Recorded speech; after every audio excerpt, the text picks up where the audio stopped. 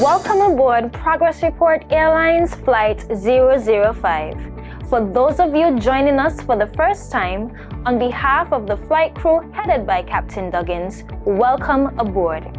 To our returning passengers, a warm welcome back. I'm your in-flight supervisor, Azaria Vanterpool. Please fasten your seatbelts as we embark on an exhilarating journey through key highlights, achievements, and heartfelt moments of June 2024. As we prepare for takeoff, please ensure your seats are in an upright position and your devices are tuned in so you don't miss a beat.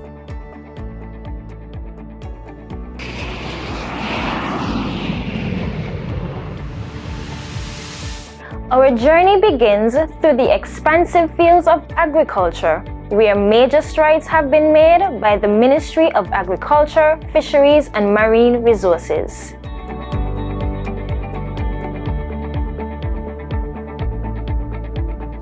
June saw considerable progress in the construction of the poultry hatchery facility, a cornerstone of the St. Kitts and Nevis layer chicken industry sustainable development project. This facility, part of a strategic partnership with the Taiwanese government, is nearing completion and promises to revolutionize our agricultural sector. We have been assisting the mission in getting a lot of the supplies in, the vaccines, the chicks. All these things will need permits, will need health checks, just ensuring that when we do start the project, we will start it on a good foot where everything is healthy, everything would have been abiding by international standards. So we have been that technical expertise on this side, that's ensuring that everything has gone up to standard, so that we begin at a standard, we continue, and there's only room for improvement. This project is a layer chicken industry sustainable development project. So we are building the hatchery and the chicken house here. For now, the construction almost finished. We already have the hatchery and the chicken house. And I think that the project will complete in July. When we get the chicks, we will begin to raise the chicks from the September. After 25 weeks old, it's around maybe next year, they will can lay big enough the eggs so that we can put in the incubator. After 3 weeks later, we can get our first own chicks. Without a doubt, once operational, the poultry hatchery facility will bridge critical gaps in our egg production, boosting our local egg production capabilities to unprecedented levels of efficiency. But before we continue our journey, let us hear from our captain. This project for the ministry and the sector for agriculture is critical. Why? Because we have ascertained our numbers, and poultry in particular is our largest sector in terms of spend nationally, and one that we see quite a bit of opportunity for our people. Particularly, this project will address the hatchery, which would provide day-old birds to our farmers who are producing eggs. And we know that we have been doing quite well in egg production locally, but this is to close the gap so that we could become 100% efficient in egg production. Thank you for sharing, Captain Duggins. In tandem with these efforts, the department has been proactive in empowering our agricultural workforce through comprehensive hydroponics training, covering topics like crop selection, irrigation, pest management, and system design. This forward-thinking approach not only enhances agricultural productivity, but also aligns with the ambitious goals set forth in the 25 by 25 agenda. The information gained during this workshop was extremely edifying, especially for me as a new farmer. I found it an excellent way to explore different techniques and methods of learning or even applying hydroponics to what I'm doing. And I especially look forward to the next session where we are expected to go more in depth to more climate resilient farming techniques, and I believe that this is the way forward. This 3-day workshop provided by the Ministry of Agriculture was extremely helpful. The information was very insightful. It was a lot to take in, I must say. It's a bit more complex than I thought it was, but I definitely think it's the future of farming. We are in a time where we're facing climate change. I remember when climate change was just this idea, this thought, but now we're actually seeing the results of climate change. So we need to be able to provide food that is climate resistant. We also need to be able to provide consistently for ourselves and hopefully to be able to provide to our neighboring islands. So again, I think that it was very helpful, it was very timely. Over the past 3 days, I recognize that there's an uptick in the interest in terms of hydroponics, which is a good sign, which can assist with the 25 by 25 agenda in terms of bringing down the levels of import. So which is a good sign because a lot of persons don't have access to a lot of land, and in instances like these you can use a backyard, and depends on the type of hydroponic system you use and the type of crops you're growing, you could be impactful on the semi-commercial scale where you could help to reduce the imports which supports the 25 by 25 agenda. Continuing with the 25 by 25 agenda, Minister Duggins personally conducted extensive field visits to several participating farms to engage directly with our food producers who eagerly gave progress reports on their production process while implementing the 25 by 25 agenda. Please turn your attention to your monitors to hear more about the positive impact of the input and support provided by the Department of Agriculture. The 25 by 25 agenda going forward is very good. As a one man, as you can see, I plant some watermelon all up, now I'm getting some pumpkin. I get over 5,000 pounds of watermelon. Now we're having some sweet peppers, same 25 by 25. Some sweet peppers, 25 trays. As I see, I just plant them out, looking lovely. Yeah, so to top off everything, I would like everybody to know that the 25 by 25 is a good way to go forward. Any young farmer coming up right now, the 25 by 25 is a way going forward. Well, we just have some lettuce from the agriculture, and you could see that we plant them down there. They're coming up nicely. After Mr. Chapman explained to me that we would be included, I got so excited I went and invested in the little tiller there because I would have to extend my thing. And so I think it's a great program. It's very important that we feed ourselves, and as we see how the world is trending, so and I'm glad that you took up this mantle to deal with agriculture.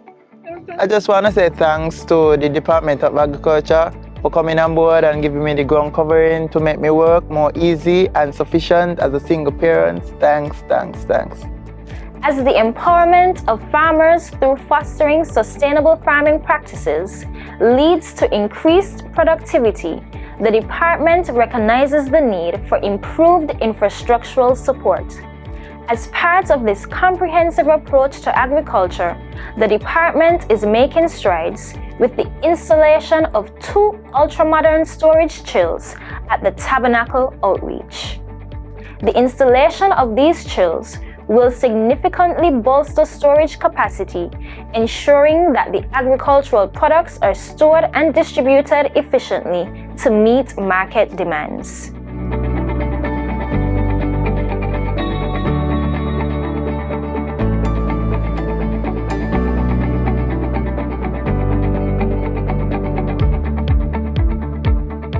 As we celebrate these milestones in agriculture, June also saw the Department of Marine Resources, in collaboration with the Capisteer Project Development Committee, successfully host the 4th annual fishing tournament.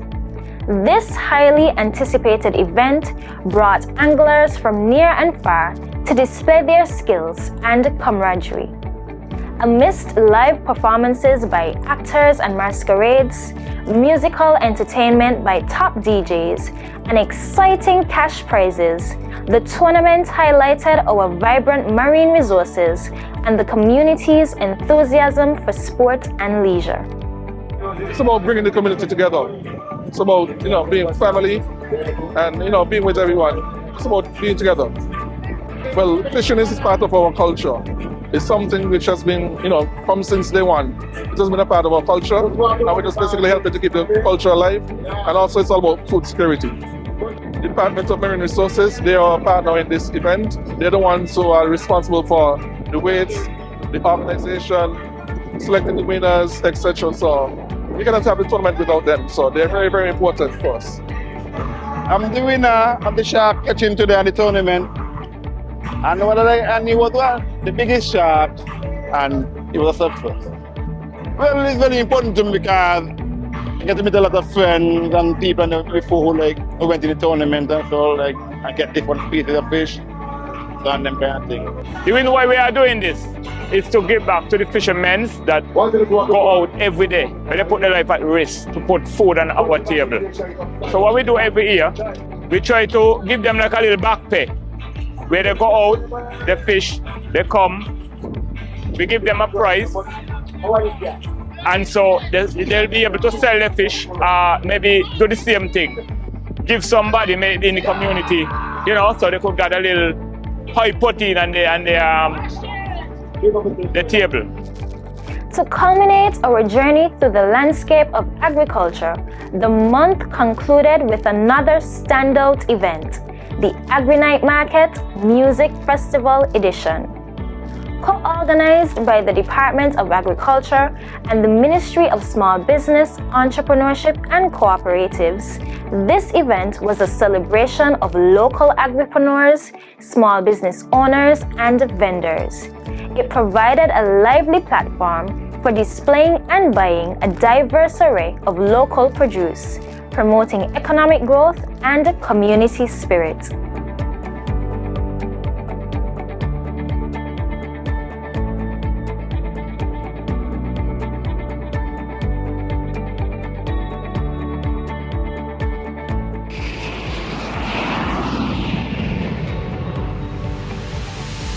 Ladies and gentlemen, the captain has turned off the seatbelt sign for your comfort. We are now gliding into the creative space, and we've prepared some entertainment for you.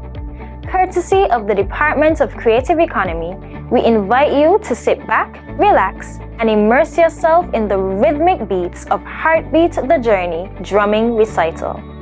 Feel the pulsating energy of African drums as they resonate through your senses, transporting you to a world of cultural richness and artistic expression. My name is Kizara Evans and I am from the Tyrolean Primary School, and I enjoyed Heartbeat today. We had an opportunity to come out of our shell and come to perform, and we did well. And I really, really loved Heartbeat. Have a lot of energy and vibes and brings back culture to how it used to be. This year, Heartbeat is about the journey, and Mr. Phipps, Ward Phipps, has been instrumental in instructing the children in learning the rhythms, and this is important for our department because it matches the sustainable agenda that we are pushing as a federation, and it is a means of helping children not only to express themselves confidently, but to have a positive avenue where they can enjoy life, learn about their culture and their heritage and their history. At the same time, it's a means of preventing delinquency. A lot of gun violence is out there, a lot of negativity in our young boys and girls, and we really, as a department, want to hone in on the positive skills that can be had from our children, because we have a lot of talent, a lot of potential. And so we as a department, we're very proud to host another year of Heartbeat, and we want to thank the ministry and everybody who came out today to make this event the success that it was. In addition to this mesmerizing performance, the department has been bustling with excitement as they hosted 2 impactful press conferences that are set to shape the future of arts and culture in St. Kitts and Nevis.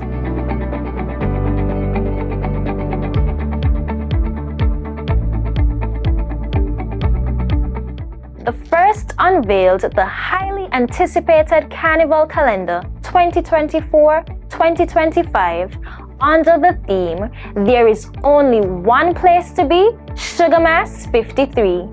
The calendar promises an exhilarating season of festivities that embody the spirit and culture of our nation. Because we are out to a roaring start for Sugar Mass 53 and our preparations. We promised our stakeholders, all of our stakeholders, that we will be out of the gates early, and they all assured us that this year they too will do their best to ensure that Sugar Mass 53 is even more of a resounding success, if at all possible, than last year's presentation. Carnival in St. Kitts Nevis embodies a magnificent display of cultural fusion and celebration, where the echoes of history and the vibrancy of contemporary festivity collide. That's what we're planning to do this year for Sugar Mass 53, and as you've heard already, there is only one place to be, that is in St. Kitts Nevis for Sugar Mass 53. During this press conference, the official partnership with Sussex Cricket was unveiled, marking a significant milestone in promoting sports tourism and cultural exchange between St. Kitts and Nevis and the United Kingdom. This strategic collaboration will spotlight our vibrant identity during Sussex Cricket's 2024 season, highlighting St. Kitts and Nevis across various platforms, boosting local economic and sports development through innovative initiatives and international exposure. And this partnership with Sussex County is not just a branding partnership, but it's also a development for sports in St. Kitts and Nevis, because it will play a pivotal role in developing cricket and our cricketers, where the teams from Sussex will come to St. Kitts and Nevis for the pre- and off-season training, where our players and coaches would have a chance to go to Sussex and be a part of their programs as well. And of course, we have our national branding that will take place. So this is a dynamic partnership that I'm extremely excited about, and looking at it as it unfolds, and definitely pushing our carnival to extremely new heights. Meanwhile, the second announced, the upcoming Creative Power Arts Convention, slated for August 31st to September 7th, where creatives will converge for a week-long celebration of artistic excellence and innovation. With 27 expert facilitators covering diverse fields such as music, dance, theater, film, photography, and more, the convention promises to unlock untapped creative potentials and empower our artistic community like never before. Registration opened on July 1st, marking the beginning of an inspiring journey for all creatives. What I can say is that this event is going to be a beacon of inspiration for the creatives in our creative economy in St. Kitts and Nevis, and it is going to be something that is packed with innovation and creative inspiration for everyone.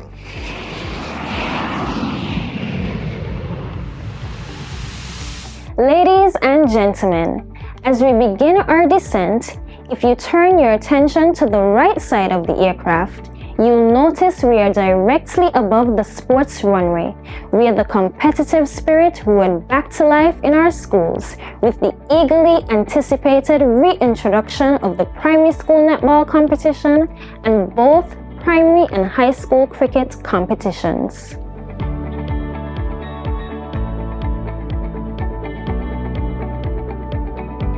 Recognizing the profound impact of sports in shaping young lives, the dedicated and hardworking staff at the Department of Sports reintroduced the sporting programs in our schools after a long hiatus. We invite you to turn to the monitors for a special message from the coaches, proud parents, and the young athletes themselves about what the return of these competitions means to them. With the return of the netball tournament, it helped the children to work on the physical appearance, the fitness and so forth, working together, persevere, even though they lose a match, they come back and they have positive vibes. A lot of skills could be learned, you know, group, being part of a group, team building, you know, working together, just the exposure of the whole thing and having the experience is positive in its own. Well, I know my team have a lot of potential in it once we have a good day, but we had a rough start to the tournament and, you know, we're trying to build from that.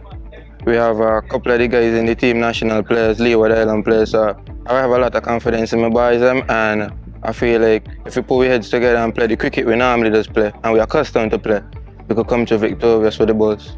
Sports department has been working over the past few months to reintroduce the tournament. It was done, you know, to reintroduce a lot more sports that were more like on pause, especially since the pandemic.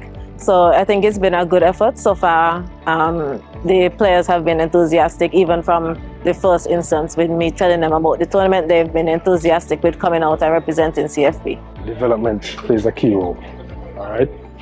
Bringing back this tournament into the federal system is that it helps the students or the kids that can help them perform over time, especially for preparations for under 17 and under 19 as well. And we find that bringing back this tournament, not only for them also practicing also, it helps them to actually practice in game situations as well. All right, so it prepares them for the next level once they are called for that level. I think it's a very good initiative to, you know, start back up with the netball, the pen of the netball. This game will allow the students to get some practice in, and eventually when they get older, they can become national players. Yeah, it is important for young girls, you know, at that stage, primary school, to take part in sports because it helps them with discipline. It helps them be also organized, it gives them confidence, and as they move on to secondary school, it also gives them an opportunity to be seen, and if they move on to college, helps them get, you know, scholarships, for example, in athletics. Today is my first time playing cricket. My team won against Saglos Primary School.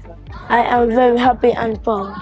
Well, I think the first advantage is to get the knowledge of the sport, to gain a bit of discipline in terms of playing sports, and to, you know, have a good time as children playing the sport, trying to get to love the sport, and trying to develop the youngsters into loving the sport that they pursue some of the dreams along the line in the same sport, cricket here. That's the basic fundamentals we try to implement in all the schools. Cricket is a sport, well, as we call it, an original sport from way back.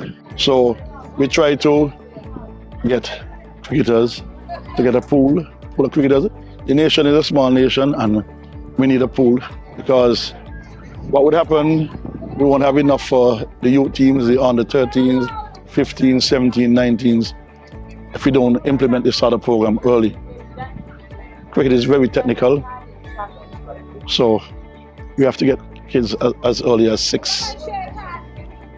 These stories underscore the positive impact of sports as a transformative outlet for our youth, signaling hope and opportunity for future generations. Speaking of hope and opportunity, June also marked a historic moment for St. Kitts and Nevis cricket with the selection of Mikhail Louis to the West Indies cricket team as the first Kittitian to play Test cricket for the West Indies. In recognition of his remarkable achievement, the Ministry of Sports and the Creative Economy, led by Honorable Samal Duggins, proudly presented Mikhail with a grant of $10,000 at a special ceremony. Mikhail was also honored by the federal cabinet, where government ministers and ambassadors alike lauded his accomplishments and approved the significant recognitions to celebrate Mikhail's achievements, including naming the South Stands at Warner Park Cricket Stadium in his honor, allocating a parcel of land, and naming a road after him. As Mikhail prepares for this exciting new chapter, we had the privilege of catching up with him to hear about his journey and preparations. Growing up, my family were really instrumental in my cricketing career. You know, I have two older brothers. We all played cricket together, and the competitive nature between young men is what really drove me from a young age to raise the standard of me playing. But the initial push was from my parents, you know, my mom and my dad. Well, I've never played international cricket before, but obviously the internet is a place where you can get information. And I always do a lot of research, and I research the best players in the world, and I see what they've been doing and how they prepare leading up to series.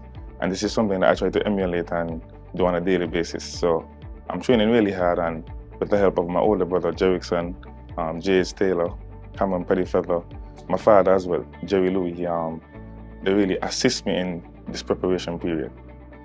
I'm always looking forward to be a better, and there's a quote that I always live with: the bigger the challenge, the greater the reward. So obviously this is a new level for me.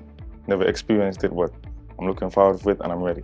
The Ministry of Sports and the Government of St. Kitts and Nevis by extension stands united behind Michael Louis as he embarks on this historic endeavor, knowing he carries the hopes and dreams of St. Kitts and Nevis with him. Ladies and gentlemen, we have arrived at our destination, and we hope you have enjoyed this month's journey. As we taxi to our gate, we take this opportunity to share some sad news as the Ministry of Sports mourns the loss of Deputy Director Dexter Tyrrell from the Department of Sports. Dexter's dedication and passion for sports were instrumental in driving forward initiatives that enriched our sporting community. Let us take a moment to honor his memory and reflect on his lasting impact.